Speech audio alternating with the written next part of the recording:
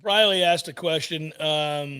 Let's see, where is it? Jeff and Tom, do you all have concerns that our defensive success has come on blitzes? This quarterback will be difficult for corners and linebackers to get down on pressure. Um, well, here's one of the things that we have had success doing defensively that hasn't relied on blitzes, and that's shutting down the run with the front four. We've done a very good job with that, and I would think that if you can continue to shut down the run with the front four and get this quarterback into 2nd and 16 and 3rd and 9, he is not the kind of kid like Castellanos who makes a guy miss, and next thing you know, you look up and he's 22 yards down the field. This is more of a lumbering, big, strong man, true. And no, do I think Kevin Noles is going to tackle him? No, he can't tackle you, Briley. He's had a tough go. But the rest of these guys are capable. Our linebackers have brought the thunder this year when they've had an opportunity to hit a quarterback. I suspect they're looking to do the same. The onus has been put on them. Corners against 230-pound backs, quarterbacks are not. Never really a good matchup. So you need your linebackers and your defensive ends to set the edge here, and your linebackers come up and tackle. But I like our chances of.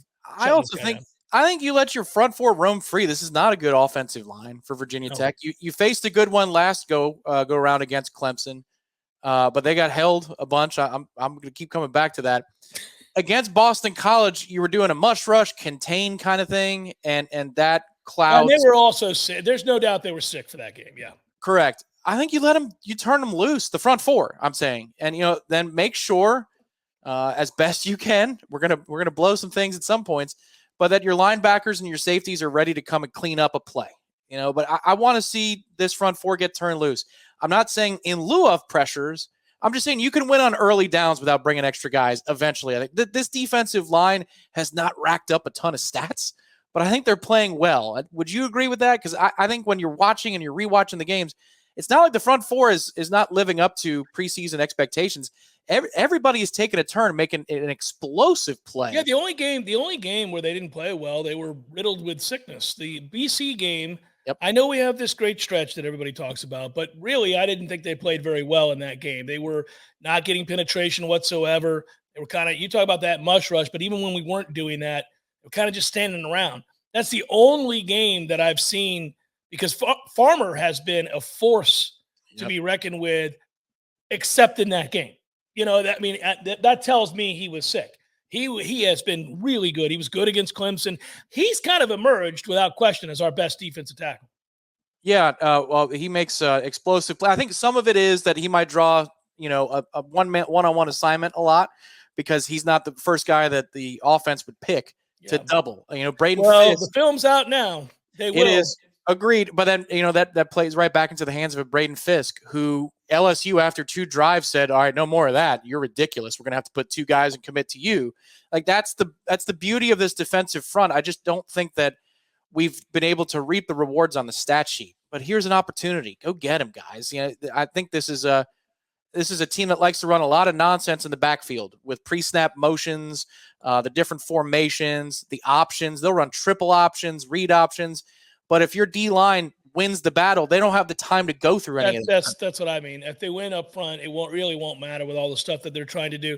Let's be honest, Fabian Lovett's got to start playing better. Yep. He needs to be more consistent. He needs to have a greater impact on games. It's been a minute since Fabian Lovett had a real significant impact on a football game for Florida State. Brandon writes, Keon leads the country with 14 contested targets. I can't decide whether that's a positive or a negative. Do you think it's a byproduct of the way he's being used, or could it just be because he's not getting separation and winning on his routes, making things tougher? It's fascinating. I think it's because they see what an incredible athlete he is every day in practice. And when in doubt, Jordan thinks that a 50-50 ball is going to be won by his guy. I mean, it's as simple as that, I think. Keon's not a 4-2 guy, so there are going to be plenty of guys that can run with him.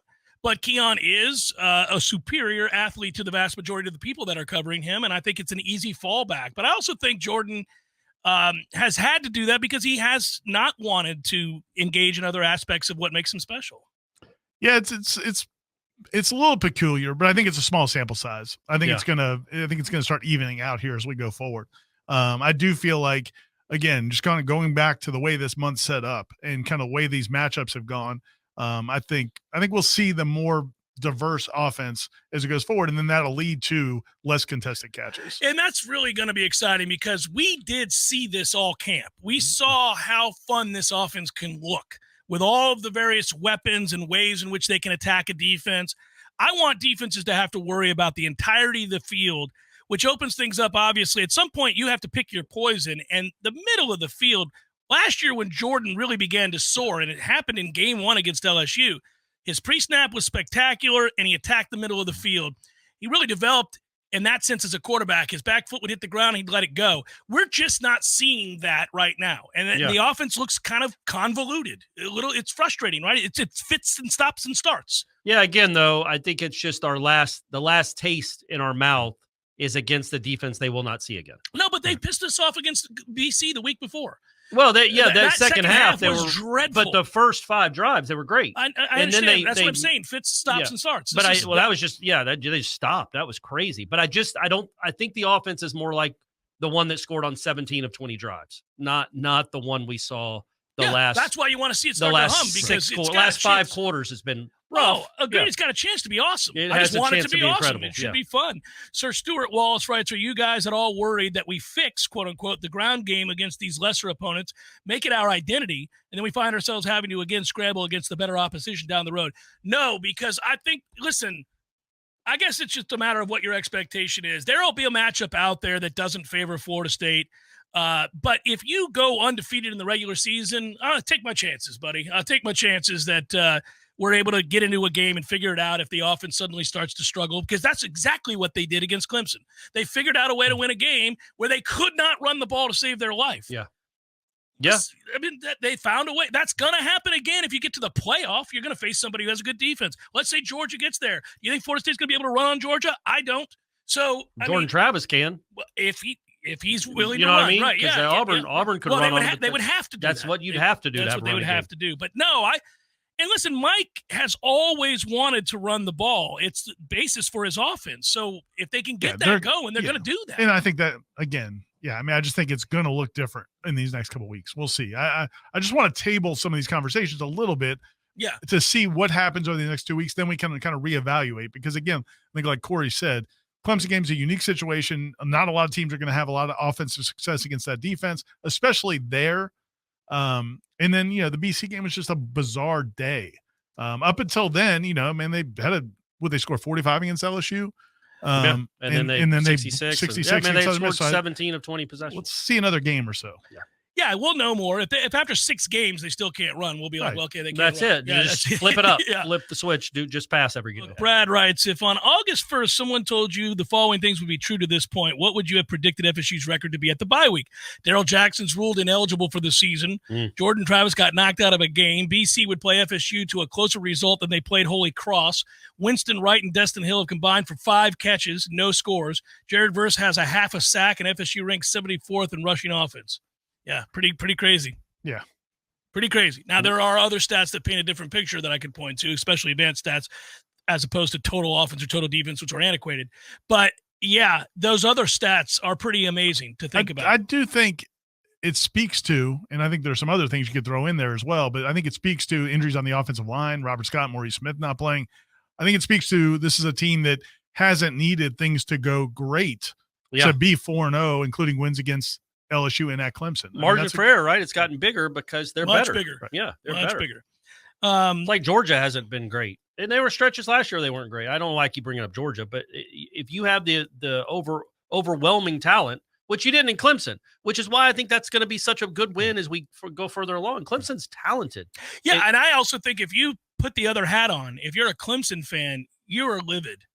I mean, you really go back and watch that game, you have to be like, how the hell did we find a way to botch this? Yeah. I mean, if you're Clemson and I tell you that you're going to completely shut down Florida State's run game, and that by the second half of said football game, really all they're going to have is a jump ball offense, you're going to ask yourself, how is this not a 14 to 17 point game? It's crazy, but screw them. Yeah, and Florida State's defense played really, really well in the second half. They did. And you know what? Suck on that, Clemson. And from Joseph, how was the running game in fall camp when you guys were watching? Were you guys concerned in fall camp about the running game? What do you think, Ira? We never really talked about this during fall camp. But what do you think? it's a great question, and I appreciate you saying that, asking that question, Joseph, because I saw some comments on Twitter that, the feeling was that the media had built up the running game in camp um, because of how highly we talked about these offensive linemen. Two things there. Number one, what we talked up about the offensive linemen was the fact that you had this depth. I think if you go back and listen to what we were saying, and probably most people on the beat were saying, was you have 8 experienced offensive linemen. That's not normal. But I don't think any of us were saying you've got a great offensive line or that you've got 8 great offensive linemen. You had 8 experienced, solid offensive linemen. Now, again, you were playing without a couple of them for this part of the last month. I didn't ever felt like in the off that from what we saw in camp, and I'm curious to hear what you think, Tom. I never felt like the running game looked amazing. Mm-hmm. And I don't know. Part of it's hard to tell sometimes because the way they run a lot of times is that they don't go full contact, and so it's hard to tell whether or not a guy would have gotten through that hole. Would he have broken through an arm tackle, or would he have gotten stopped? I mean, it's just because they don't tackle to the ground. It's just hard to get a great feel for that. But I never walked out of a practice in the preseason and thought, well, the running game is going to be amazing. I think what we all felt was you've got 8 experienced offensive linemen. You've got a really smart offensive coordinator in Alex Atkins, a really smart head coach in Mike Norvell, and a really talented backfield. That should portend that they're going to be able to run the ball similar to what they did last year. But no, I never felt from watching practices that, there's no question they're going to be able to run the ball well. Yeah, it's so hard to assess in the moment because next to a quarterback sack being whistled dead in the open field, or, you could see Jordan breaking away, but the official blows the whistle because he's in a non-contact jersey. The next hardest thing is the running game, like you're talking about. There isn't full contact. We don't see those scrimmages when that does happen. I thought there were a lot of 1s and 2s and run stuffs, talking about those gains. But it's also difficult, Ira, because you're wondering, does that mean the defense is really good? And the run defense has proven to be very good for Florida State. But there weren't days where they were shut out. I thought it was streaky. Like, they were explosive at times. And it's also hard to know, Ira, if you're calling your base or if you're trying to work on other things in the running game, maybe some different concepts, because you can run counter, or at least they thought that they could run counter with great consistency in fall camp. So I thought it was explosive in camp, but it wasn't the focal point. I thought Jordan making plays was the focal point of fall camp. If you're talking about how the offense got down the field, it was Jordan Travis making throws. It wasn't Trey Benson dominating a practice. Do you think that's fair? No, I agree with that 100%. And I also think, and that probably speaks to what we've seen in the first month of the season. They've been, and again, I mean, I think part of it is you brought in these weapons in the passing game.